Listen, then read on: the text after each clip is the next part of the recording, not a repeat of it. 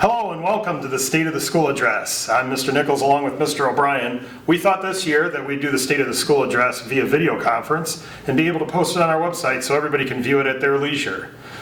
We also thought that this year we'd do it with a little Holy Post vibe. If you haven't checked out the Holy Post, please do so on our parish Facebook page. So the first thing I would like to talk about is overall enrollment. As you know, it's registration season here winding down in late May, and the overall enrollment of the school is very healthy. We've managed to increase the number of students again for the 12th out of the last 11 years. Currently, our K-8 enrollment is 350 students, and our preschool is at 52. We managed to be able to hit our preschool numbers sometime in the middle of the summer, and we'll be just fine. So if you do know anybody that is wishing to attend St. Joseph's, have them call now because several of our grades will have waiting lists. Also, we will have 2 of every single grade except for 7th grade next year, which means we're running out of space. Which brings us to our construction project. For those of you who don't know, we're adding on to the building and we're adding 4 classrooms. Those classrooms are going to be dedicated to preschool and will be located right outside of the gym. They're going to go down the alleyway by door number 4, wrap around the front of the gym, and go down the side. Those 4 classrooms, 3 of them would be preschool, and 1 of them potentially could be our kindergarten, but we really haven't made that decision as of yet. That frees up space inside of the school for several opportunities. One of those, we've already hired a music teacher for next year. Now I know our music has been patchwork by just having mass prep, which is good because we get to sing church songs, but we'll have a dedicated music teacher next year.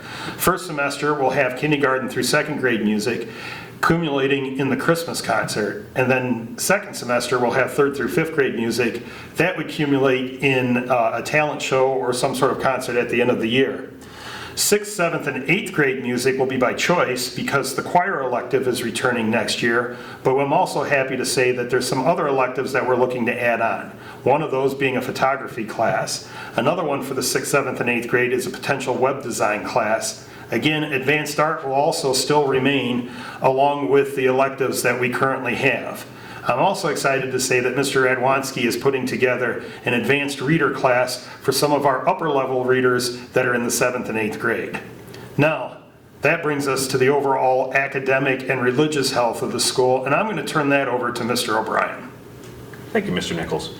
So one fantastic thing we've been able to do looking at our test scores from MAP over the last couple of years, especially coming out of the COVID-19 pandemic, is we have had strong academics throughout the entire transitions that have been occurring over the last couple of years. Not only are our test scores high among our standards, they're high among the diocese as well. Each grade and each year we're continually seeing either at the same level of the diocesan average or in most cases exceeding that diocesan average. And that's what tests do we do to be able to determine that?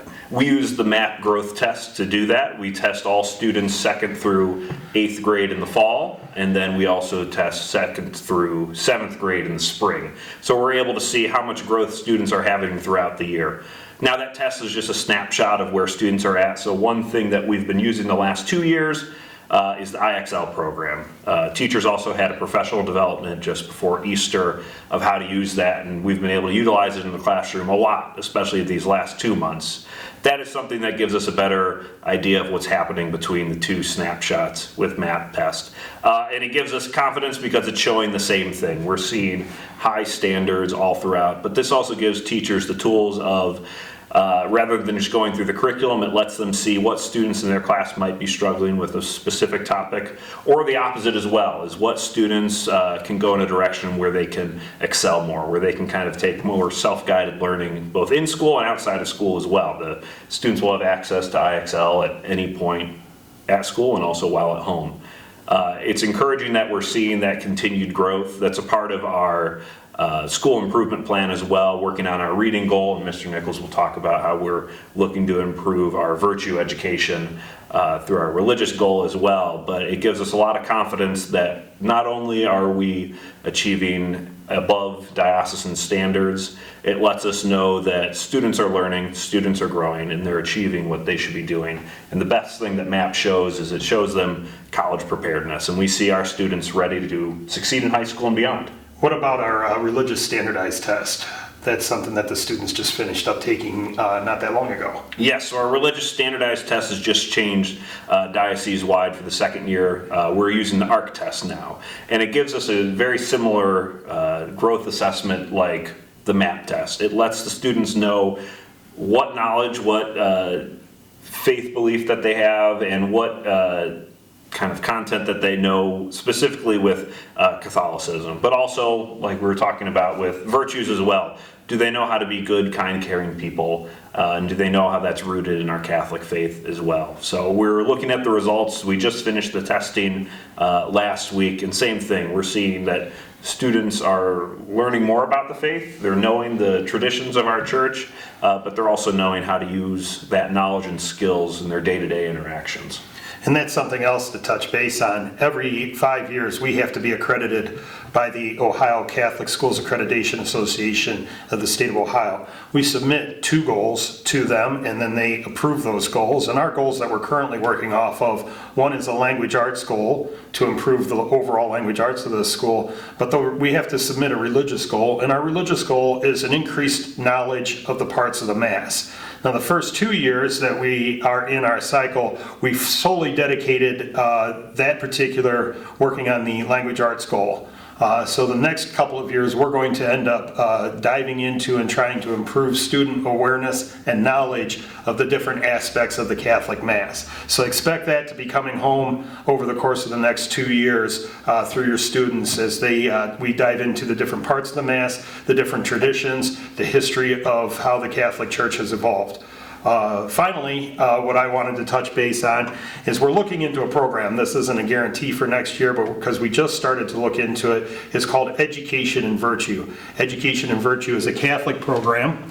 It essentially can be used as, not necessarily to label it as a disciplinary policy, but an overall attitude and behavior policy. This particular program has been put together by the Dominican Sisters. The author actually is stationed out of Ann Arbor. I talked to Matt Daniels, who is our school superintendent. He implemented this program while he was at Holy Trinity, and he thought it was a rousing success. So as we look into this, the students will be taught into the Catholic virtues, and then they'll be rewarded when those virtues are on display in the school and witnessed by the different teachers, and even the cafeteria workers or Mr. Westenkirchner. If he sees a virtue in action, will have the ability to reward students going forward. So stay tuned. That's something that we're really going to take a deep dive into as we go through the summer months and we have our summer break, and we'll have something like that or very similar, I would imagine, because it's such a good program, implemented to start the next school year. I really do appreciate you sending your students to us.